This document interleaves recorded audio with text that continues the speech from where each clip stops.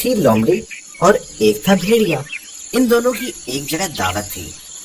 دعوت شروع ہونے سے کچھ دیر پہلے دونوں روانہ ہو گئے.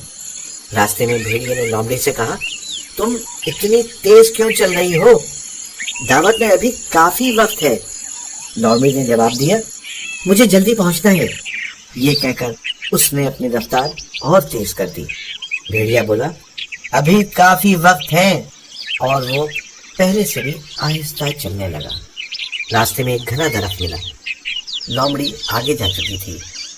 بھیڑیا سبزہ اور ٹھنڈی چھاؤں دیکھ کر دل میں کہنے لگا, آہا کیسی اچھی جگہ ہے, تھوڑی دیر یہاں آرام کرنا چاہیے.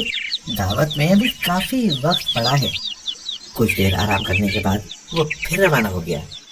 ابھی تھوڑی دور ہی گیا ہوگا کہ اسے ایک اور بھیڑیا مل گیا.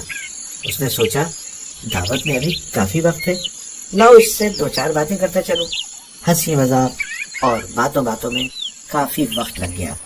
آگے چل کر اسے ایک چشمہ ملا.